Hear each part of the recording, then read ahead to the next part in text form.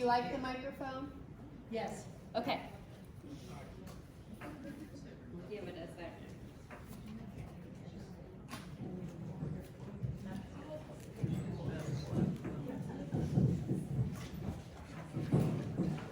Can you hear me good now? Yes. I don't want to scream at you. My name is Jessica.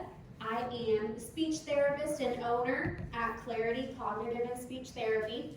I opened in January of this year, so my office is on 12th and Ohio. For those who are familiar with the Terre Haute area, it used to be the old Forrest Shearer building. What I want to talk to you guys about today is cognitive brain health. What can you do now to help yourself later? Bear with me, I'm not the most technologically savvy person. So, let's start with the scary. Why is this important? The Alzheimer's Association said that in 2022, over 6 million Americans have been diagnosed with dementia. So that's not just Alzheimer's, that's all types of memory loss, word finding trouble, attention deficits, those issues. About a third of people who are diagnosed with mild neurocognitive deficit will develop into full dementia within 5 years. So MNCD is a hot topic diagnosis I'm seeing a lot of right now. It is commonly referred to as just mild cognitive impairment. So it's not a true dementia yet. It would look like someone who's having a little bit of difficulty remembering maybe exactly what they were going to do that day or coming up with the right word to say. It's not enough deficit to be looked at as a true dementia. 80% of people who have that diagnosis will develop into full-blown dementia within the 5 years. So what about those other 20% of people? Sometimes they just get lucky. Sometimes they do the right stuff and they have therapy and they can increase that cognitive reserve so that they don't develop the later dementias.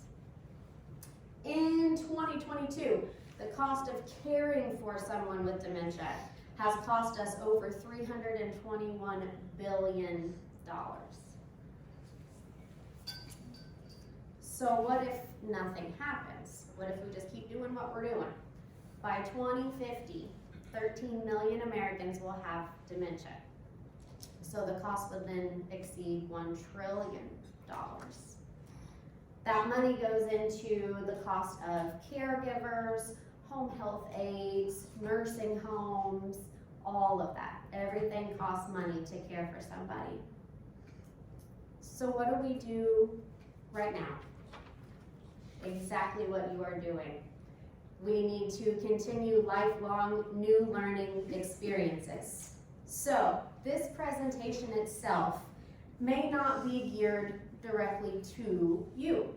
This may be something that you take home and you use for your neighbor, your family member, someone else that you know in the community that you're starting to have a little bit of concern of how they're doing.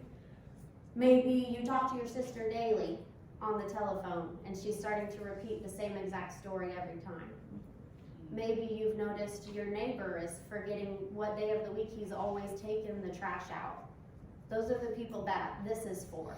We need to implement some of these strategies. We need to get them the help and the services they need now so that hopefully they could be part of that 20% of people that don't later develop dementia.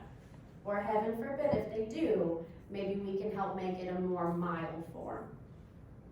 So exactly what you're doing now, new learning, always going and doing something.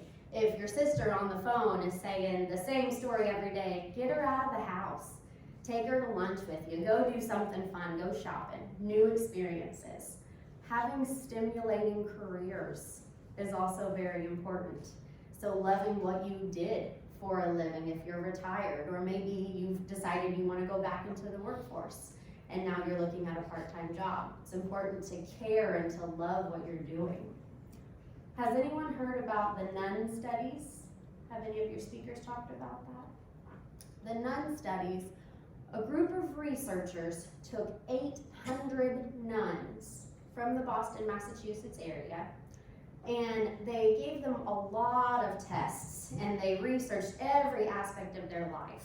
They wanted to know past careers, they wanted to know what they enjoyed doing on their off time, and then post-mortem, they have studied their brains and continue to study their brains. Because sometimes the ones who reached over 100 years old never showed signs of dementia, and they wanted to know why. What did those people do differently?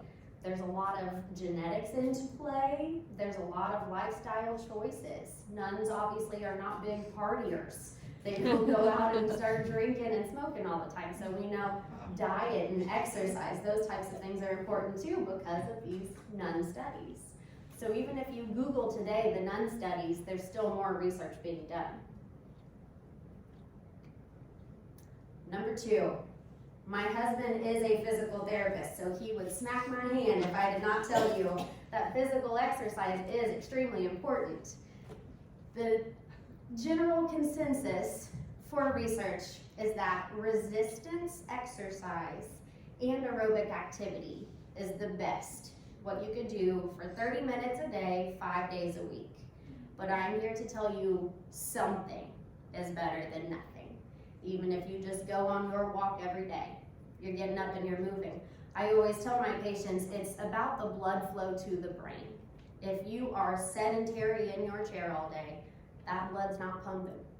So I like, even for my patients, to go do a short walk or do their physical therapy maybe before they come to speech therapy, because you're getting that blood flowing, and as long as you're not panting and dying by the time you sit down with me, it helps. Number 3, nutrition is important. A healthy diet overall. However, there are a lot of things in the media recently about nutrition. So omega-3 fatty acids are really important for prenatal mothers. We talk about babies' brain development and how important that vitamin is. It has been found to also be very important in the aging brain as well. So besides vitamins, they want you to, eat fish, take in healthy nuts, things like that too. Speaking of vitamins, what is good, what is bad? In my education, we have always been taught that vitamins, forgive me for being vulgar, makes expensive pee. Because if you are not deficient in a vitamin, your body is going to excrete the extra vitamin you take in for that. Unless it's one that's not fat soluble, then you could actually overdo some of your vitamins. So always talk with your doctor, but remember, taking everything, hoping you're gonna get something, it's always better to eat a well-balanced diet. Diabetes has actually been shown to decrease executive functioning. Executive functioning is something that we measure in therapy for problem solving, reasoning, sequencing events, things like that. Diabetes, the thought is your brain is working so hard to regulate and control that it doesn't have anything else to give to all these other higher level processing. Number 4, what's important with social support? This is your perception of loneliness.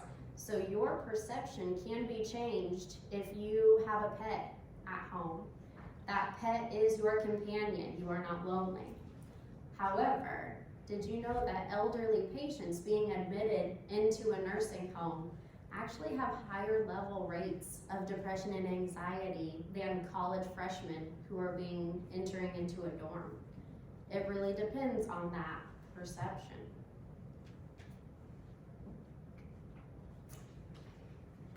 Your mood. So not only do you feel sad or lonely, but also your stress, your physiological adaptation to what you're experiencing. So depression, regardless of age, just like that, the elderly person going into a nursing home, the same as a college freshman going into a dorm. Stress causes you to lose your attention.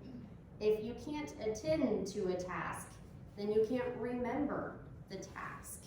You can't complete the task. It causes a lot of problems when your mind is elsewhere. And recently, there was some studies talking about chronic pain. I think we all have met someone who's been diagnosed with chronic pain. People have had MRI studies now where they're finding that chronic pain actually ages the midbrain.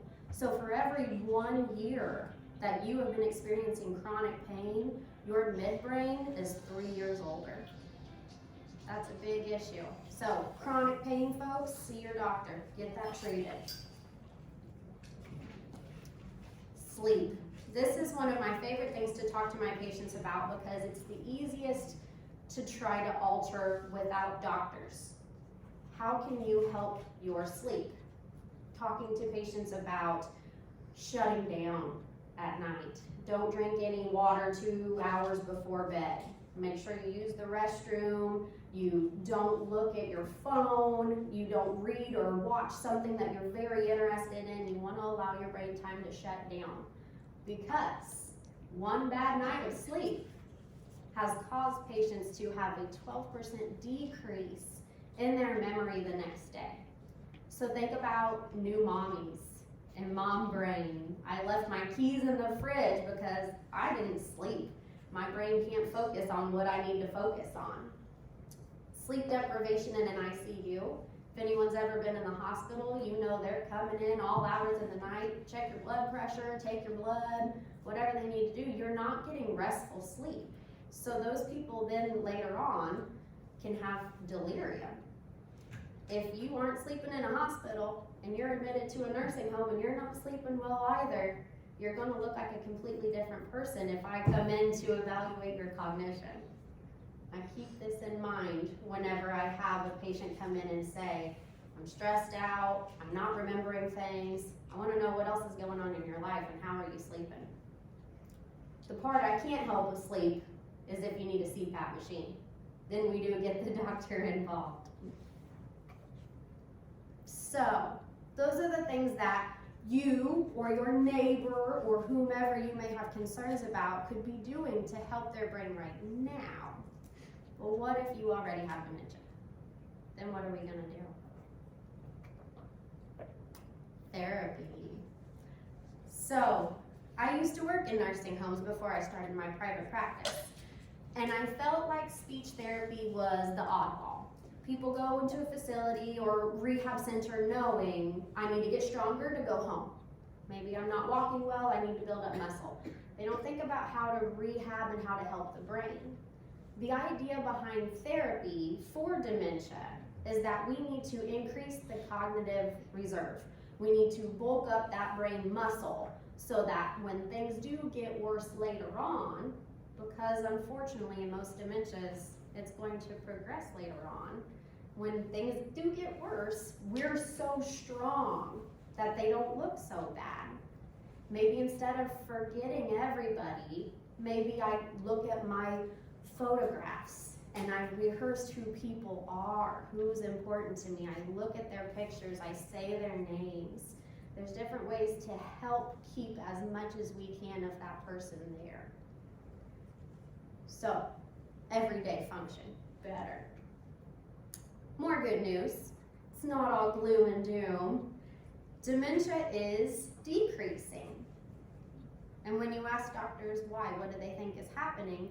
They think that that cognitive reserve is being built. People are now higher educated, so that book smartness, going to school for forever, is paying off later on.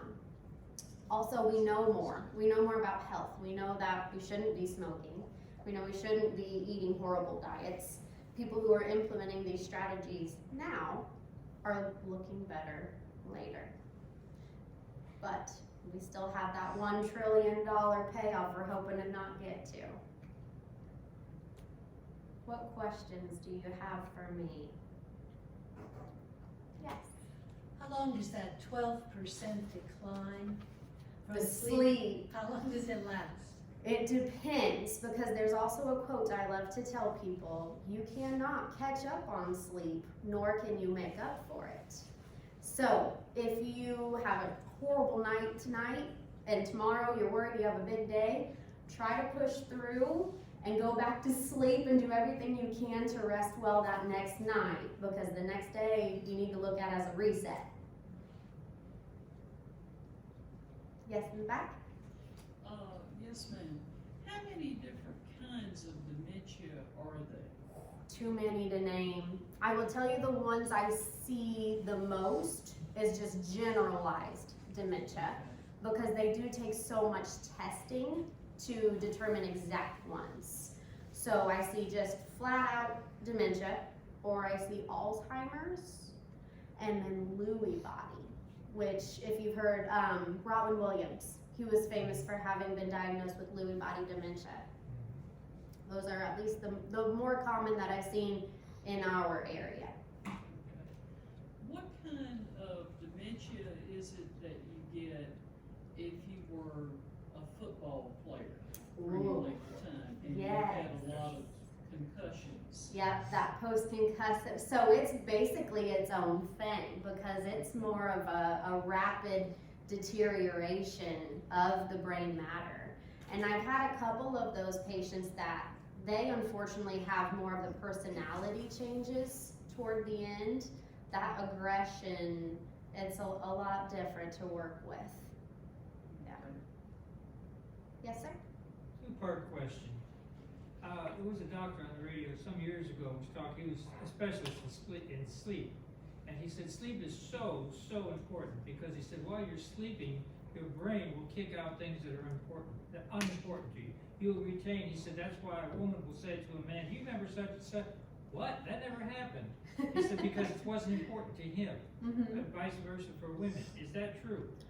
When you are sleeping, that is when your brain encodes everything that you have gone through that day. So think of it like a filing system. What did I just experience? Where does it need to go? And then when you wake up, you're ready to either recall it because your brain filed it correctly, or it let go. Kicked it up. And the other question is this. No doctor has been able to explain this to me. If I tell you to close your eyes and see a purple banana, you can do that. If I tell you to see a pink orange, you can do that. Why can the brain conjure up images that we know do not exist? And it can do it. Why? Why can it? From a speech therapy lane here, that is your, when I say purple, I have a color that associates that in my mind. When I have banana, there's a semantic relationship with what a banana is. So I can pair non-real items in my mind while still knowing it's not going to be real. Kids might not think about it, but they do that when they dream up funny monsters. You know, maybe I colored a blue duck. I've never seen a blue duck, but I can make the duck on a coloring page blue. Just different ways of how things are categorized in your mind and putting them together. Yes. What's the relationship between trauma and dementia? Is there one? Yes. So, depression. Question, please. Stress. She said, what is the relationship between trauma and dementias? I don't see it ever being a causal factor. I don't see somebody who had a horrible trauma in their life and now they have dementia. That unfortunately sometimes you're just going to develop dementia, and that happens. But I absolutely see trauma make it 100% worse. I have seen people be admitted to nursing homes with their only diagnosis being depression. Maybe their spouse and their child died in the same year. That's traumatic. And now, when I test them, they look like they have dementia because of how bad that stress is. Your brain is not focused on, did I take my pills? Did I take the trash out? Did I eat today? Your brain is trying to process the trauma. Yes, ma'am? My 13-year-old granddaughter got a concussion last month in soccer. How serious is that if she doesn't get any more concussions? Did she black out? I don't know. they are very on those concussions now in high school sports and even younger, because they know the research is showing this could be a horrible thing. So it used to be, oh, you got a bump on the head, you got a concussion, you'll be okay. You know, walk it off, we'll play the next game. Now they have very specific criteria. They have them take this concussion test on a computer, and it times their responses to typical questions and images, and then they give them that test again when they've had an injury, and even just later on in the season to make sure they're still a stable baseline. But if each school, the protocol should be that she's out a certain amount of time, and then if there's another one, then they may say out the entire season. I don't have a magic number, but I know 3 is a big deal, especially within a close time frame. I know she wasn't very good at doing or not doing what she wasn't supposed to be doing, and so it was extended recovery time. Yes, She had a especially hard at time staying off 13. the screen. Yes, I'm glad you said that. Yes, the blue screen is horrible. That light, it stimulates your brain, and you're not shutting down, even when, you know, a 13-year-old girl thinks she's just scrolling, but your brain isn't recovering. So they'll say, yeah, you don't need to be at school, but you also really do just need to be in bed with the lights out. Your brain needs time to get away. And even more so if it's a massive concussion where maybe there was a hospitalization. Yes, ma'am? I have 2 questions. Do they still use magnesium 3 and 8 for short-term memory for concussions and head injuries? I've never had a patient, in all honesty, tell me that they've been prescribed anything like that right after. There were some articles on that. I was just curious. And my other question is, if you've been, all your life have been susceptible to brain farts, you know, the words you can't get. I remember driving my chemistry teacher nuts. But, so now as you age, it's the same thing, but that's what they say. It scares you more because you have aged. Yes. It And are you stresses looking you out. for You it? try to relax. It's like, it's okay. This happens. It happens all the time, all my life. So, Yeah. is there any correlation with anything there? I've had a lot of my patients tell me, oh, I've always been that person that, you know, I couldn't remember on the spot, or I've always been the kid that had to work really hard at schoolwork. So is that causing a problem later? Not necessarily. I had a gentleman in particular that he told me he had had a lot of concussions. And he said, I've always had to see it. I've had to write things down multiple times. My friends have always joked that I just won't remember. And now he's even more worried because he has a family and a career. Are these things going to be harder for me? But I think it's the importance you assign to it as well. Because if I'm anxious that I'm going to have a brain fart, I'm going to. And if I'm nervous that that's going to happen when I'm presenting in front of everybody, it's going to make that seem 100% worse in my mind. Yes, in the back. She just brought up kind of an interesting point there. They talk a lot about people, quote unquote, being on the spectrum and so on and so forth. And they used to claim that when you grew up, you grew out of that stuff. And now they're saying that that's not the case. Has anybody done any research to find out what percentage of the people who are on the spectrum, what percentages of these people later go on to have dementia as they get older? I don't know the percentage for autism, but I do know that those who are diagnosed with Down syndrome are at increased likelihood of developing dementia. Yeah. My therapist brain wants me to say that with services, timely therapies, that those individuals who are diagnosed very young with anything on the spectrum, that they should grow out of it, but really just develop treatment strategies and improve until they no longer would be on the spectrum. But we know that that's not always the case. Some people are very severe and they're going to be on the spectrum.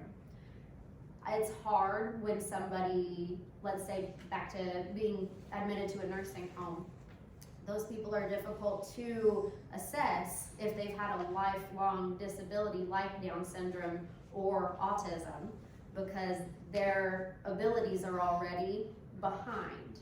So all of the tests to look for these cognitive issues are already skewed because they're looking at the normal population. Yes, ma'am? How should you best communicate with someone with dementia when they're telling you something that you know is wrong? Should you agree and then redirect, change the subject? And what are some strategies that you can use to, alleviate the situation? I love that question. So those of us that have family members, friends, someone with dementia, do we argue with them? do we help them? It honestly, it depends on where they're at that day. If they're having a very good day and it does not upset them to say, no, that's not what happened, this is what we're going to do instead. Do that. Stop it and move on as quickly as you can. But if they are becoming more agitated, if they are combative, those are the types of times that we need to just say, okay, and let them think that they're right. That way you can easily move on, because what good is going to come from having another argument that they won't remember? Yes, sir? I have another two-part question. There are people who can remember every day of their life. You name a date and they'll tell you what happened that day. Have they studied their brains or their eating habits, or is there any explanation as to why someone can recall every single day of their lives? There are some really cool documentaries, because most of those people are on the spectrum. And so what they are lacking in one area, they tend to excel in another. So maybe they're completely nonverbal, but they can compose music. Or maybe they lack all social abilities and conversation, but they know what the weather was like on Tuesday in 1969. So that it's thought to be that area of the brain is just so much better preserved. Second question, there are people they call mentalists. Not magicians, not illusionists, they're mentalists. We went to St. Mary of the Woods College over here 2 years ago. There was a mentalist there. He performed some things that were absolutely unbelievable. I mean, unbelievable. I asked him, I said, could you do something for me? He said, think of a number from 1 to 75. So I did. And he said, you first thought of this number, which I did. He said, but then you changed it to another number, which was, and he was right on the money. I mean, he was absolutely knew that I changed my mind while I was thinking. He had a tape, cassette tape that he had made in Chicago before he came down here and he put that tape on the table next to a tape recorder. He asked for a volunteer out of the audience, a young lady who was going to St. Mary of the Woods. He asked her if she had a boyfriend, and if she did, what his name was. Okay? He asked her if she was from this area or where she was born and raised. She told him. Asked her all kinds of questions. And he said, this tape was made last night in my hotel room in Chicago. And he pressed the button, and everything that girl said was on that tape. He had her down, and even the clothes she was wearing, the clothes, the sweater, the dress that she was wearing, he had on this tape. Is there an explanation for people who can do that? Black magic. That is crazy. He did it. Yeah. It's a scam. Who does he know? There's some trick. I really like the show, the Penn and Teller group, that can you trick the magician? Because there's some trick, there's something. If that person truly had all of these abilities to know what's going to happen the next day, give me those numbers. I want to know. Why would they hold that information back? I don't know. Yes, ma'am? Would you say it's mindfulness, or how can you increase your focus? Okay. If you've always had a short attention span or lack of focus, That's another issue. Yeah. Especially while driving, but I mean, I have actually had a lot of adult patients recently who fit the mold of attention deficit disorder. But as an adult, do you want to be put on a strong medication like Ritalin or what have you? So there are different strategies to focus your attention. Most people will say, oh, I'm great at multitasking, but you're not. Your brain will turn off one task to do another. So you're really alternating attention. So number one, if you're thinking, I'm watching a presentation, I turn off my phone. I try to get everybody else around me to be quiet. I don't want to have drinks or food nearby because crunching or sipping might distract my brain. You always need that straight on focus. And that even might be prepared time too. Maybe I'm going to be distracted by thinking what's coming up next. So maybe I need to write down ahead of time, later today, I have to do these things. So then I really am set on what I'm doing. I tend to tell a lot of husband-wife couples this because I often get a husband that will say, I forget what my wife has told me. Well, what else was happening when your wife was telling you something? Were you watching the game? Were you looking for dinner? Were you getting a drink? Did you have to go pee? So you've got to get rid of all the external stimulation so that you know exactly what you're focusing on. And then afterward, review it. Say it back to yourself, say it out loud, look at it again, whatever you need to do to make sure that information did come in. Yes, ma'am? Should, to help someone with dementia, should you make a checklist so that they can, you know, what they need to do during the day, maybe sticky notes throughout the house, like, you know, make sure you turn off the bathroom fan, you turn off, make sure the water's turned off, you know, things like that. Would that help? It depends on where they are in the progression. So mild dementia, when they're just having those slip of the mind moments, absolutely. They can still read, they can remember that that's what they forgot to do.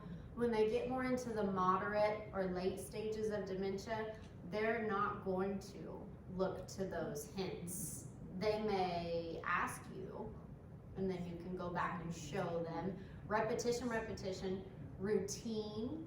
So if every single time I go in the bathroom, I turn off the same exact light switch, that really helps. Because then it's the motor memory of it as well, instead of just thinking, what do I do when I go out of the bathroom? But I like using, even, there are some dementias that people have more word finding trouble rather than the memory so much. So I like post-it notes on things. You know, if I can't ever remember where the cups are, I got my sticky note on my cabinet that says, this is your cup, it's in here. I like that type of stuff, but it's while they can read.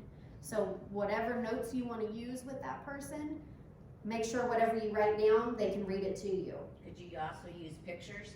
Yes, but the picture has to be as real life as possible.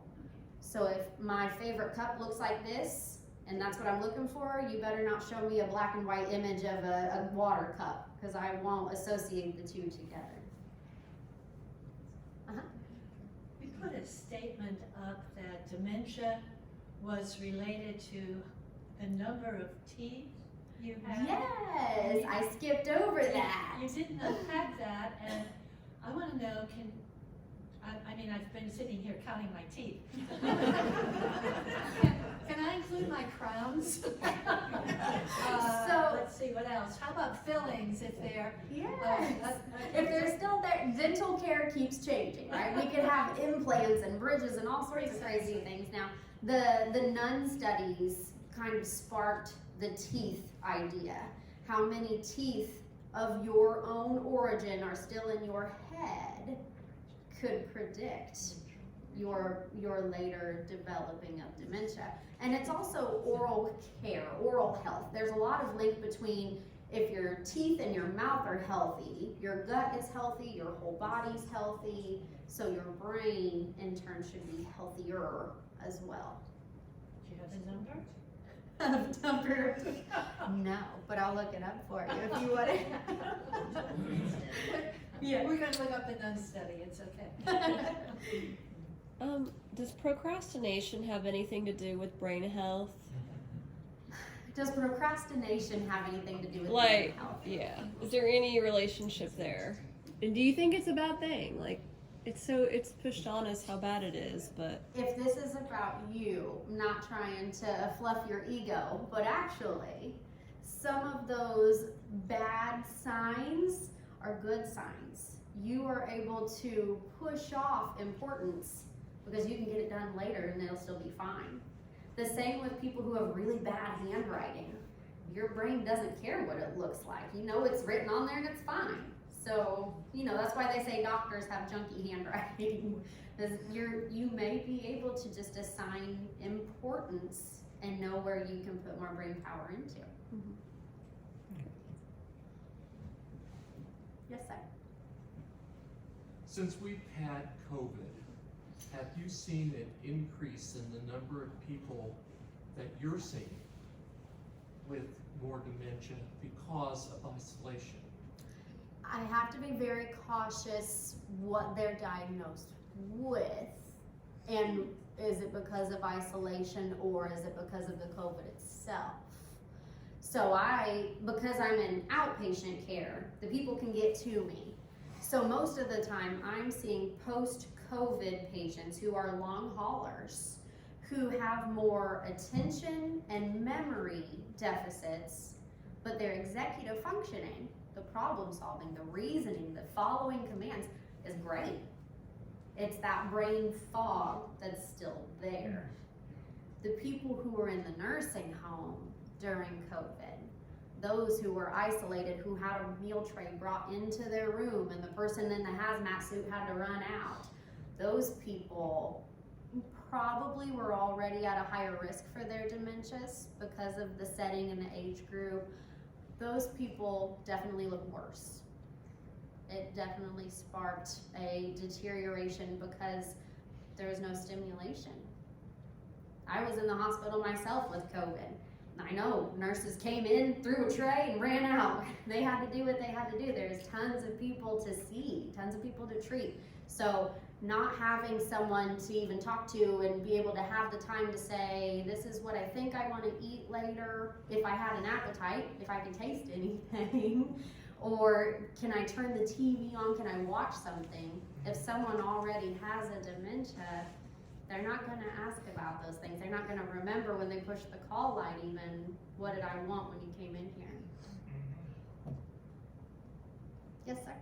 Yeah, following up on his question, fear. Right now, at this present time, the news media is predicting one of the worst flu seasons that this country's ever seen, based upon what Australia just went through. Now, a lot of people are fearing they're going to get the flu. They're not talking or speaking whatsoever about the death rate from flu in Australia. They're just saying Australia's had one of the worst flu seasons ever, and we're predicting it's already hit New York. New York City's been, they say they have a number of cases of flu. The fear, I don't want to get the flu. I've had the flu, I know what it's like. I don't want to get it. Will that affect my brain at all? Because fear strikes, can make emotions just go wild. And the fear factor is a big factor. And how many of us were out in the community and protected ourselves and did everything right and still got sick? Right. I saw more detriment done for those people who were so fearful that they did not see their family for 6 months, that they shut themselves off to the entire outside world. Right. So as much caution as you can take, but still do what you gotta do. You know, if you're really worried about getting sick, maybe you're immunocompromised, have your family come over, stay 6 feet away, and you both wear masks. Do as much as you can, but don't lose out on time. What about throwing a brick through the TV set? Yeah. Just turn it off. Turn it off. Yes, ma'am? One thing I've noticed that you have not yet touched upon is the fact that older people need to be especially careful of the medications that they get from their doctors. Because as we grow older, our bodies change, and what we're capable of tolerating in medicines when we're younger, it changes as we age. I'm only 62, so that makes me kind of a baby compared to some of the other people in this room. But I've already noticed that I'm becoming more sensitive to certain medications. And I've already growled at my pharmacist a time or two about, you need to put in my record that this past medication that I got didn't do too well for me. And we need to make notes of that and tell my doctor that this has happened. But here is something else. My grandmother, who didn't die until she was like 97, by the time she hit her 80s, she started rapidly sensitizing to medicine. And the list of things that her doctor could no longer prescribe for her grew. However, you couldn't get my grandmother to open up her mouth and tell her doctor that she had had bad reactions to medicine.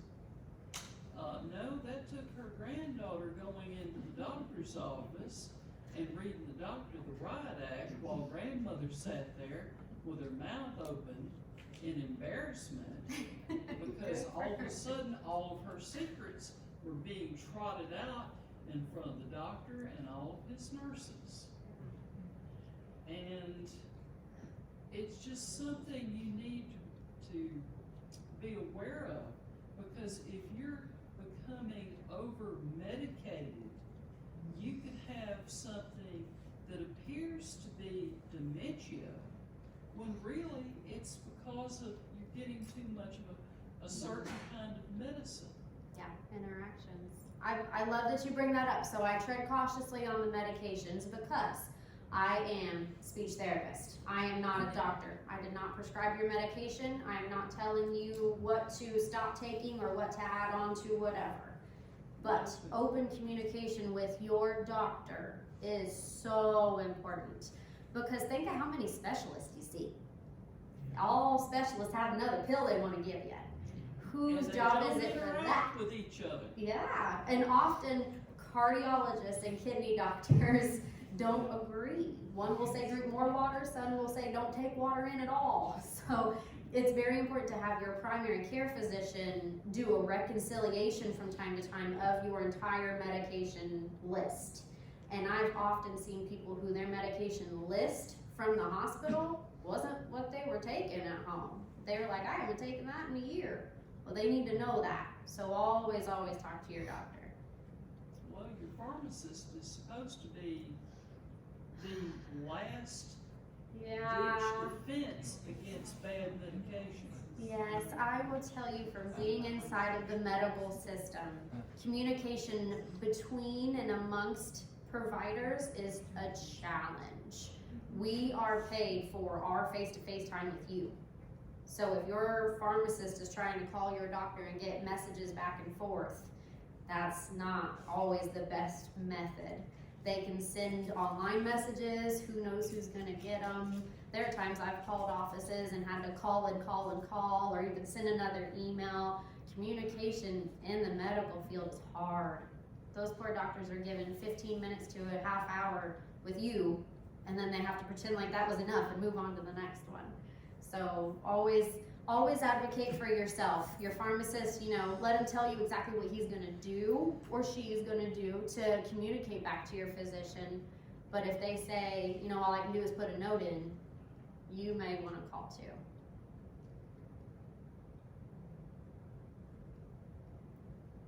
Any other questions? Any comments?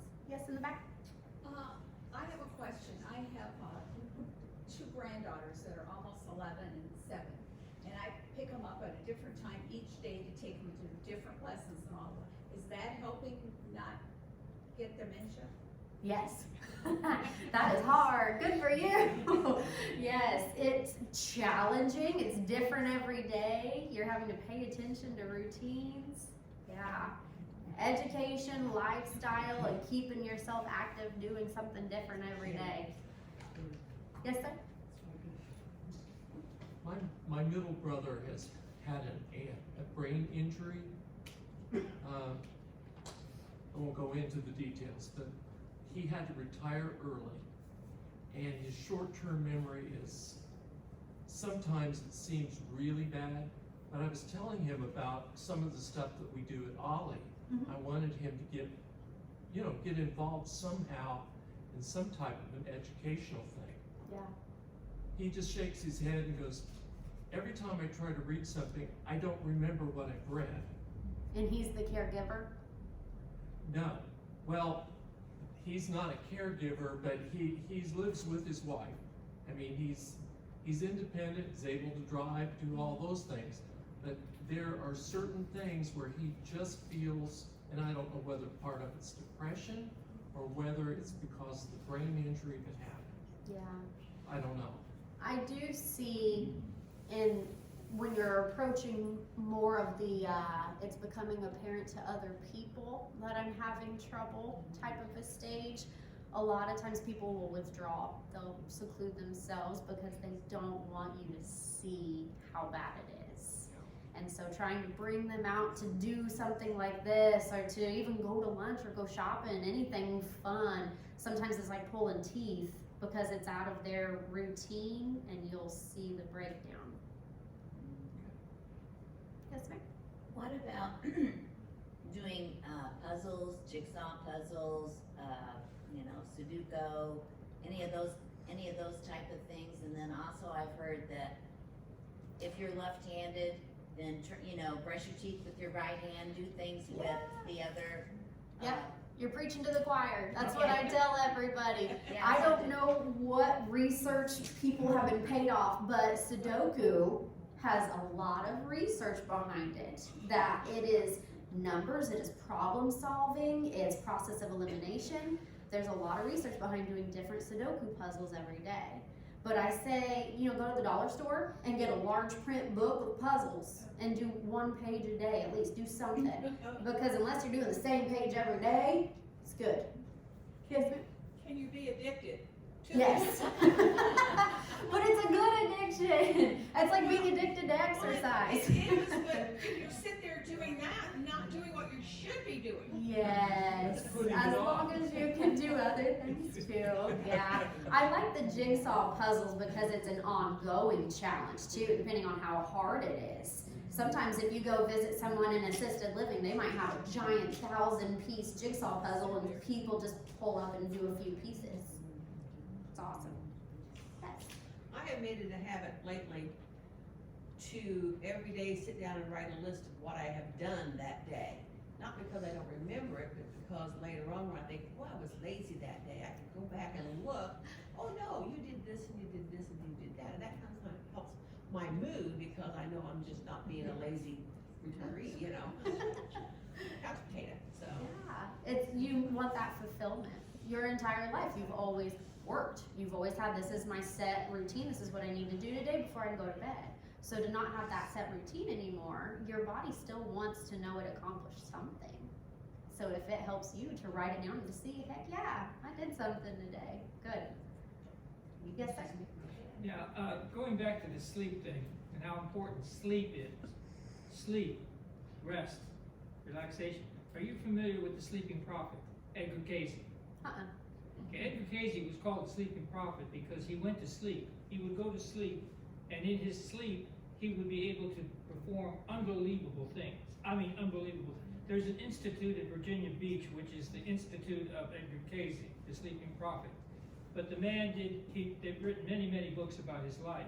He could go to sleep, and you tell me you have a relative in Des Moines, Iowa, who has a terrible, terrible headache, and he can't get rid of it. Edgar Cayce would lay there, and he would go to Des Moines, Iowa, to your friend, said, there's a molar right here. There's a molar in the back right here. If that molar is removed, the headaches will stop. Guess what? He was right on the money. But he would do this constantly. And there's a whole institute, the Institute of Edgar Casey. We went there to West Virginia. Absolutely amazing. Got a He lot could of do- black magic friends. It wasn't magic. It wasn't, he would go to Tokyo. It's to, real. To Brisbane, Australia. I mean, he could go anywhere in the world and find an individual who was having a problem and solve that problem while he was sleeping. How While he long ago was asleep. that? What But time? he died very young. He died very young. But he was called the sleeping prophet because he could do absolutely amazing things in his sleep.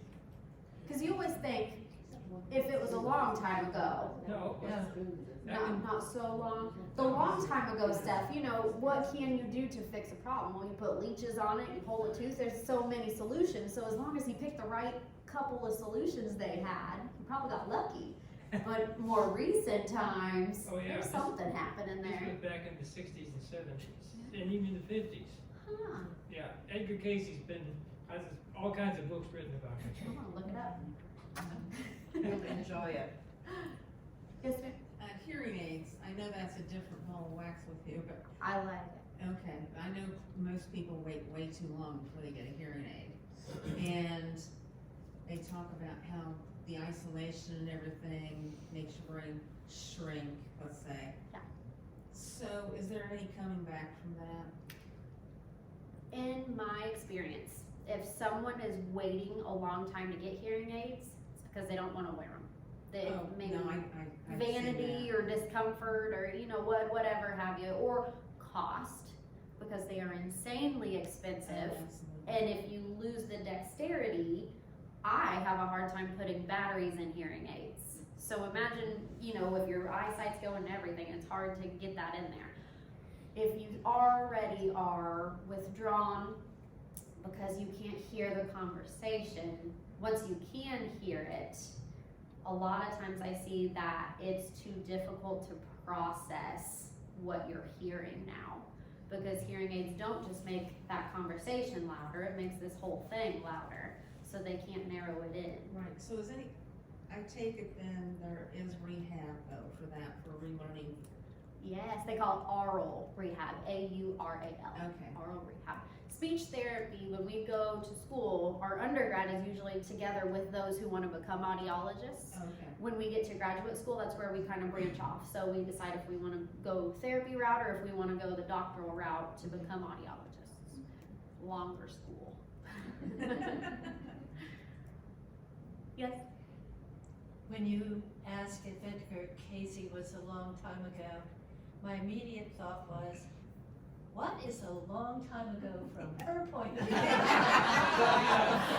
It's all relative. So, I mean, it all is so very relative, but Edgar Casey also, in terms of sleep, as you probably know, he believed you should sleep north-south, along a north-south axis, so that you would be in line with the magnetic fields of the earth. I'm sleeping wrong. It's, I mean, you know, for whatever it's worth. When he brought that up, I just thought it's an interesting notion. So I mentioned this to a friend of mine who always sleeps east-west because it's in the flow of the rotation of the earth, right? So they're fine, I think. He told me that the Japanese sleep east-west. Is that feng shui? I have Yes. no idea, but you can kind of, you know, choose whatever makes you feel good. If you're sleeping east-west, you're going with the Japanese. If north-south, you're right there on Virginia Beach. And you know, it does matter how long you like to sleep too. Some people say, I slept 5 hours and I'm great. I would be dead to the world. I can't function Same. on less than 6 to 8 hours, but I know some people need even longer too. And who likes to nap? If you like to nap, they say college students will count their circadian rhythms. They know if I crash at this time, I can get this many REM cycles before I can need to wake back up and study more. I don't work like that. If I sleep 20 minutes, I'm still tired. So it depends on the person.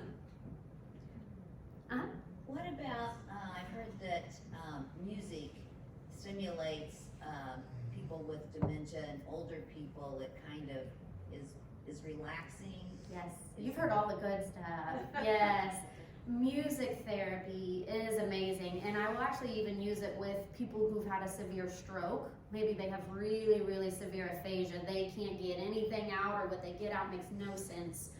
Music. Music is more the right side of the brain. The harmonies, the melodies, you can hum along with the tune on the right side, but the left side of your brain tends to hold more language. So I might start singing happy birthday when I'm in the ICU with a person who just had a severe stroke. And they might not get the words out clearly, but they know what I'm singing, and they'll start to hum along too. It's amazing what songs people have deep set. And I've even noticed a lot of like Catholic prayers. People will remember the Lord's Prayer, even if they don't remember their wife's name. Something they've said forever. It's a way to get the language flowing and then build on that.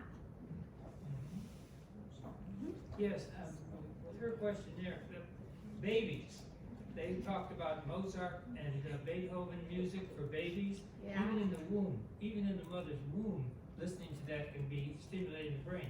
I asked a doctor one time, I said, how come I don't remember a single thing when I was 1, 2, 3 years old? I can't recall anything. And he laughed, he said, well, we have a theory. I said, I'm listening, I'd like to know the theory. He said, the theory is this: everything that's happening to you as a baby, you're seeing, and the brain is working. But he said, you're unable to communicate. He said, when your diapers needed change, you couldn't say, Mom, I'm full down here. He said, you couldn't say, Mom, I'm hungry, I'm really, really hungry. He said, you can't communicate. He said, we believe, as physicians, that when you start communicating to another human being of a need, whether it be pain, whether it be hunger, whatever it might be, he said that's when memory kicks in. But he said what happened to you is stored in there somewhere. It's just we can't dig it, we can't get it out because you weren't able to communicate. He said the communication and the memory work together, and until you're able to communicate verbally, or not verbally, but somehow communicate, he said that, so, but they say that, I can't remember if it was Beethoven or Mozart babies, but they said play that music for babies because it stimulates, it's very good for their brain. Yeah, but I mean, there's a lot of in utero what helps, but once the kid's out, ongoing stimulation. I see more detriment for babies who have no nurturing, babies who, you know, unfortunately mom is on substances and the baby's not being held, not being tended to, not being sung to, talked to, anything. Those kids look a lot worse to me than those who didn't have anything happen in utero beforehand. That detriment of language. Yes, ma'am? Say I was a person who did everything wrong and my brain is not working so well, and all of a sudden I see the light and I want to do everything I can to help my brain. Are there studies with pictures of the before, during, and after of a patient like me? I mean, in my mind, I see I like that, I think it was a drawing with the little crevices over here. Mm-hmm. In my mind, I've always thought that it was like different parts of the brain that would be in deficit with all kinds of little dark spots. And then I wondered if I did everything right and I got lucky, what would that brain look like? Would those spots heal? Or is there new tissue, or how does that work? It would depend on the image starting. So maybe there had been a stroke, maybe there had been a brain injury, maybe you've been a heavy smoker. Anything that takes away the oxygenation and blood flow from the brain is what's gonna make that outside start to come in. Once brain tissue dies, it does not come back. So it would not fulfill that space again. But a different type of brain scan would be able to see what areas light up differently, what is activated. So we talk about brain plasticity. If kids under the age of 11 have a horrible stroke or brain injury, they get better quickly because other parts of their brain can make up for what was damaged. After about age 11, our recovery slows down. But I always think about like, if someone had a massive stroke and an area of their brain was not getting blood flow, that area is dead. It ain't coming back. So imagine if it's 3rd Street. How am I gonna get to Walmart now? Well, I can still get there. I just gotta take 1st Street. I've gotta go back out and around. But it's gonna take my brain some time to reroute things. So different areas of my brain will light up with that new learning on how to get there. So it's not that it would come back, but it could be worked around. You can bulk up the rest of your brain to make up for what was lost. Does that help? That helps, so then if you do a really good diet and exercise, that just accumulates new areas in your brain that you were talking about, it lifts them up to do the new job. Is that what happens? Yep, think about, the diet and exercise still depends on a doctor too, because you never just want to start exercising without a doctor saying, hey, your heart's okay, go ahead and go at it. But you want to make sure that everything you're doing is just for overall health. The brain is part of your overall body. The other stuff that helps it may, for someone who's already done a lot of damage, maybe learning some strategies too. Maybe I can't remember what I'm reading anymore, so I need to learn how to be a better note taker. Maybe I need to start leaving voice messages for myself instead of writing things down. So it may be that new learning means learning new strategies for the same stuff. It's all individualized. It's so hard to say yes or no on a lot of the brain stuff. Yes, sir? You were talking a minute ago about infants, and there's good research out that with babies and during their first several years, the more you talk with them, the more, whether it's music or especially verbal from parents and people around them, that you can actually increase their IQ levels. I believe it. And I would imagine as people age, isolation is a really damaging thing in terms of brain and just being able to interact with things in the world. Yeah. And you know what's frustrating to me as a therapist is isolation can be self-induced sometimes. So how do I, as an adult who can make their own dang decisions, how do I tell you what you're doing is just making things worse? And I'm sure that's every doctor's problem as well, you know? You're still smoking, you're still eating the stuff I told you not to do, you know? So it's hard to say you have informed choice. If your choice is to stay stuck in this room, in this house, things are going to get worse, but it could be so much better. Yes, sir. Interesting. Amnesia. Does it always occur from a damage to the brain or an incident where there's been an accident, or do people get amnesia just for no reason at all that they can't remember? I have heard of some of those weird cases. Something happens. And can they determine if it's temporary or if it's permanent? I don't know if they can, what the prognosis would be, how they would tell ahead of time. Because they tell some patients it'll all come back in time. You'll get it. Yeah. You'll get your memory. How can they determine that? Maybe depending on the imaging, because even with a mild traumatic brain injury, I have a concussion and a car accident on the way to work. That's mild. 90% of those people just goes away. They're fine. They within a week return to everything. That other 10% of people, they may have horrible side effects, but their brain scan looks exactly the same. So why the difference? Yeah. Brains are weird. Well, I've never been accused of being a brain, so. I'm looking up Edgar Casey. I like it. Thank you all for having me. I appreciate it. Thank you so much.